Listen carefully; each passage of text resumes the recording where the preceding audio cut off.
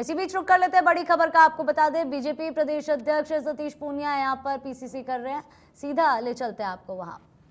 खुद वायदा किया था राहुल गांधी जी ने और कहा था कि चाहे सूरज उगे न उगे, चंद्रमा गायब हो जाए, 10 तक गिनती गिनूंगा और कर्जा माफ हो जाएगा। दूसरा बड़ा मसला बेरोजगारी का है। 32.3% से भी ज्यादा बेरोजगारी राजस्थान में है। 70 लाख बच्चों ने परीक्षा दी और रीट में चीट की गूंज आप लोगों तक पहुंची होगी। उस पर भी हम लोग सीबीआई की डिमांड कर रहे हैं और सरकार उस पर पीछे हट रही है। चौथा एक बड़ा मसला है करप्शन का, भ्रष्टाचार का। ये अनूठी सरकार है जिसमें भ्रष्टाचार का मेन्यू कार्ड बन गया। जैसे रेस्टोरेंट में अलग अलग डिशेस की रेट्स होती हैं, वैसे रेवेन्यू डिपार्टमेंट की अलग है, लोकल बॉडीज की अलग है, पुलिस की अलग है। इसको एसीबी के अधिकारी एडमिट करते हैं कि जी हाँ, कुछ इस तरीके का नज़ारा राजस्थान में है।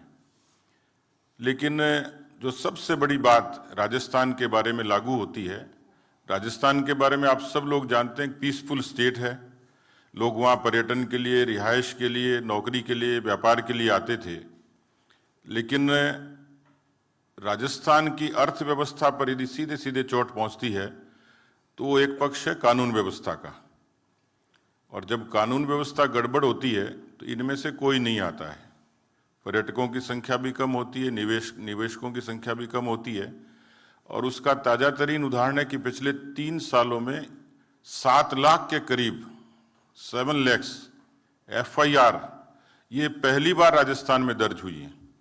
और केवल इतना नहीं, इन 7 लाख मुकदमों में पिछले 21 से लेकर 22 तक का जो आंकड़ा है, उसमें वो सब चीज़ें शामिल हैं जिसमें मॉब लिंचिंग भी है, जिसमें कम्युनल राइट्स भी हैं।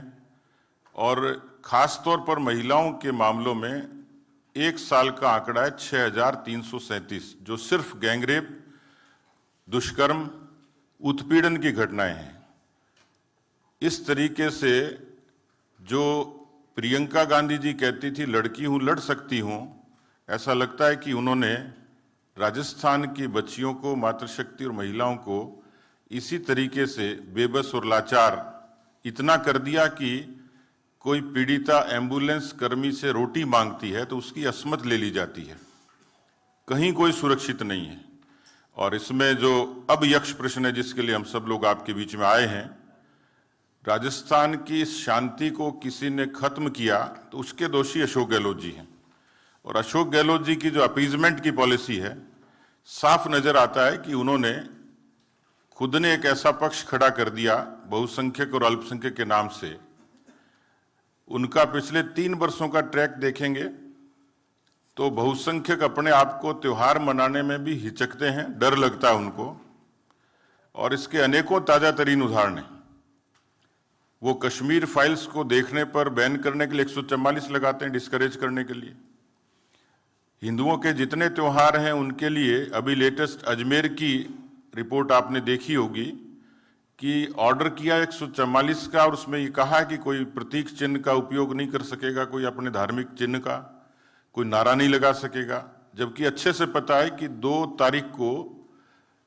अप्रैल को जब भारतीय नववर्ष शुरू हुआ, नववर्ष होता है चैत्र में वर्ष प्रतिपदा पे, उस दिन पूरे देश और प्रदेश में बड़ी संख्या में और नववर्ष के जुलूस निकलते हैं, परंपरागत रूप से सैकड़ों वर्षों से निकलते रहे।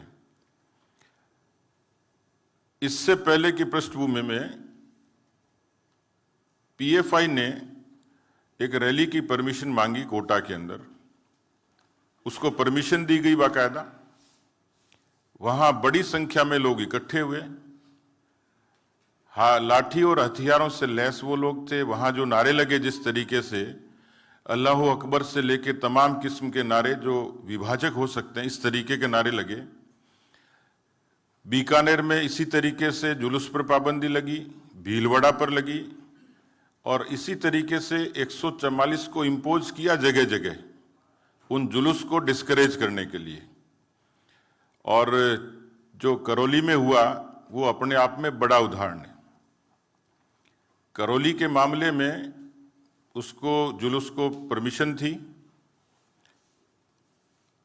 परमिशन के बावजूद सीएलजी की मीटिंग हुई, जो दोषी थे वो सीएलजी की मीटिंग में मौजूद थे, और उसके बाद वहां जो घटना हुई वो सबके सामने है। उसके कुछ वीडियोस आपको दिखाएंगे, और मेरे साथ में हमारे वरिष्ठ नेता और उपनेता प्रतिपक्ष राजेंद्र राठौड़ जी उस डेलीगेशन में थे, 7 लोगों का, जिसमें हमारे सांसद और विधायक उपस्थित थे। उन्होंने एक पूरी रिपोर्ट मुझे दी है, उसके कुछ अंश आप लोगों के बीच में वो बयां करेंगे।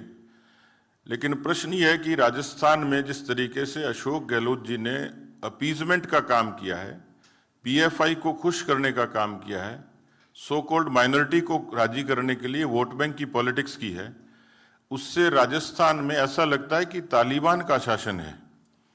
क्योंकि इस तरीके से बर्बरता, इस तरीके से आतंक, इस तरीके से भय और खौफ का माहौल हमने कभी नहीं देखा।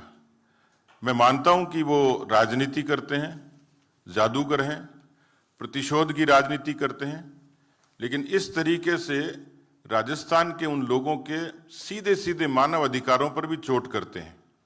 क्या हिंदुओं के ह्यूमन राइट्स नहीं है?